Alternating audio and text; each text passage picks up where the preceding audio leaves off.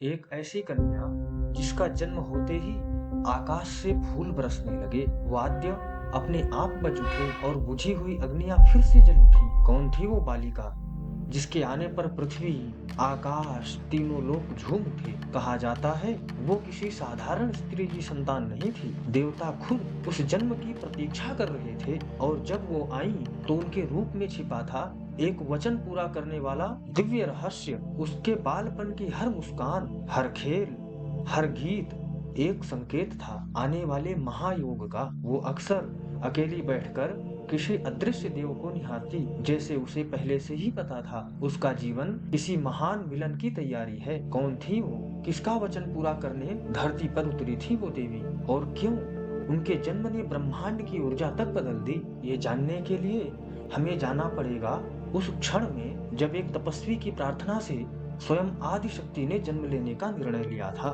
तो चलिए इस कथा के बारे में जानते हैं। ये कथा वर्णित है श्री शिव महापुराण के रुद्र संहिता के दूसरे खंड के 14वें अध्याय में। ब्रह्मा जी बोले, हे मुनिराज, दक्ष के इस रूप को जानकर मैं उसके पास गया। मैंने उसे शांत करने का बहुत प्रयत्न किया और सांत्वना दी। मैंने उसे तुम्हारा यानी नारद जी का परिचय दिया। दक्ष को मैंने यह जानकारी भी दी कि नारद जी मेरे पुत्र हैं। नारद जी मुनियों में श्रेष्ठ एवं देवताओं के प्रिय है। तत्पश्चात प्रजापति दक्ष ने अपनी पत्नी से 60 सुंदर कन्याएं प्राप्त की। तब उनका धर्म आदि के साथ विवाह कर दिया। दक्ष ने अपनी 10 कन्याओं का विवाह धर्म से, 13 कन्याओं का विवाह कश्यप मुनि से और 27 कन्याओं का विवाह चंद्रमा से कर दिया। दो भूतागिरस और कृशाश्व को और शेष 4 कन्याओं का विवाह तार्क्ष के साथ कर दिया। इन सबकी संतानों से तीनों लोक भर गए। पुत्र पुत्रियों की उत्पत्ति के पश्चात प्रजापति दक्ष ने अपनी पत्नी सहित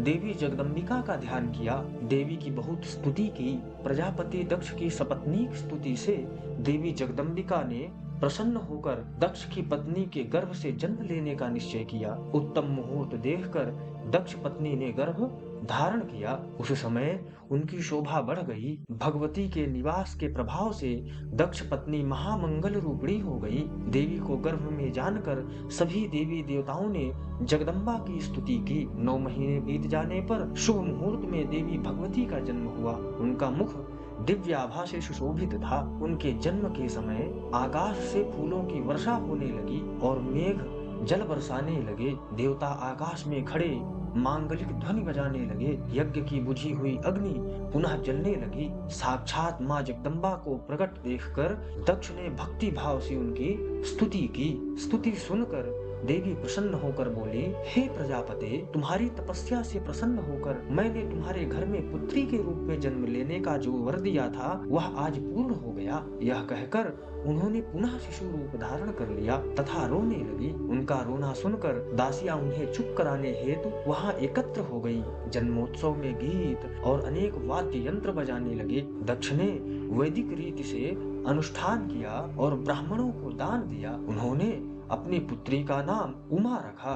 देवी उमा का पालन बहुत अच्छी तरीके से किया जा रहा था। वह बालकपन में बहुत सी लीलाएं करती थी। देवी उमा इस प्रकार बढ़ने लगी जैसे शुक्ल पक्ष में चंद्रमा की कला बढ़ती है। जब भी वे अपने सखियों के साथ बैठती वे भगवान शिव की मूर्ति को ही चित्रित करती थीं। वे सदा प्रभु शिव के भजन गाती थीं, उन्हीं का स्मरण करती और भगवान शिव की भक्ति में लीन रहती। इस प्रकार श्री शिव महापुराण के रुद्र संहिता के दूसरे खंड का 14वां अध्याय संपूर्ण हुआ। अगले अध्याय में हम जानेंगे सती की तपस्या के बारे में। तब तक हमारे साथ बने रहें।